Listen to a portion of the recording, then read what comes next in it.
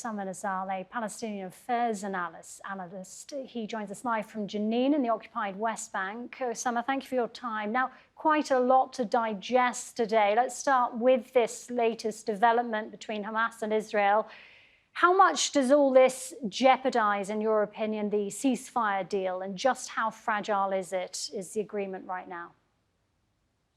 Yeah, this deal was fragile from the time it was signed, as it was clear that the Israeli occupation government and the Israeli prime minister are putting the spikes in the wheel, and they are making use of this deal just to have the Israeli captives back and then to resume their plan that is aimed at keeping Gaza decimated.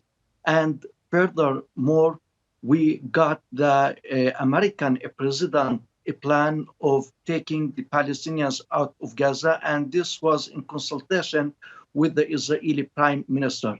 Israel did not commit to that deal by not allowing the access of a humanitarian aid as it was agreed on, by depriving the Palestinians, mainly in the north of Gaza, of having the tents and the temporary housing units or caravans, if you like, in order to protect themselves against the cold and against the rainy weather in Palestine these days.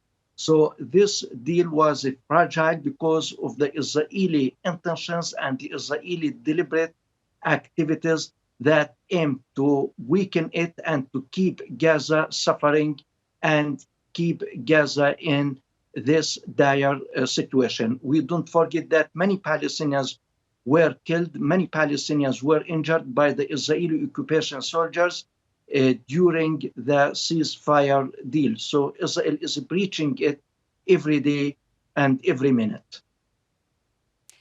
With these latest developments, now the ceasefire deal looking ever more fragile, and also these latest comments from President Donald Trump, what's the feeling among Palestinians right now in the occupied territories, from jubilation a few weeks ago to this?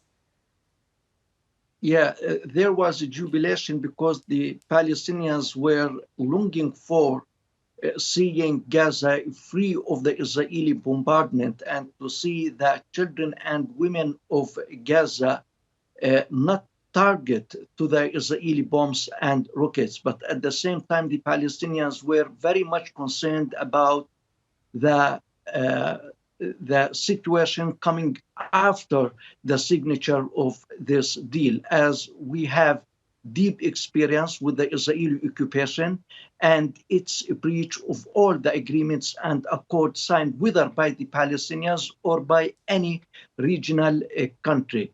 So the Palestinians have these concerns and afraid all the time that Israel wants to have its captives back and then resume its scheme against the Palestinian people, particularly against Gaza. So yes, the statements by the Israeli prime minister, by the Israeli minister of finance, Smotrich, and some military officials in the Israeli government were very clear that they don't want Gaza to return to normalcy. They don't want the Palestinian people to have any form of normal life in Gaza. They want to fulfill and to carry out their plan in Gaza, and without a pressure from the sponsors of the deal and without a strong position from the Arab and Islamic countries, from the international community, I think that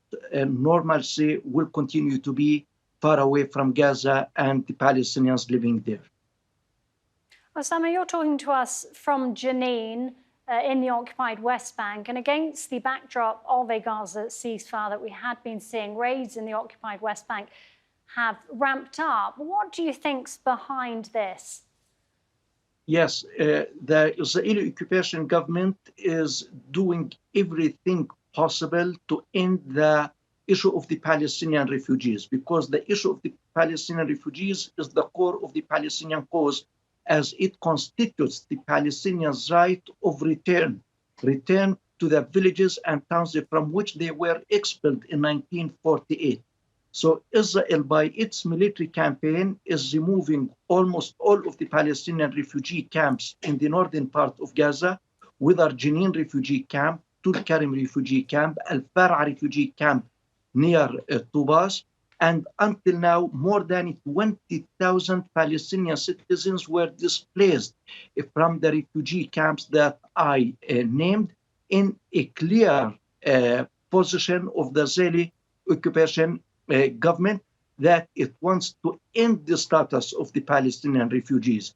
And this military campaign is coupled by the policies against the United Nations Agency of UNRWA, which supports the Palestinian refugees. So Israel has two goals. First, to end the physical existence of the Palestinian refugees by demolishing them and taking the Palestinian citizens out of these camps.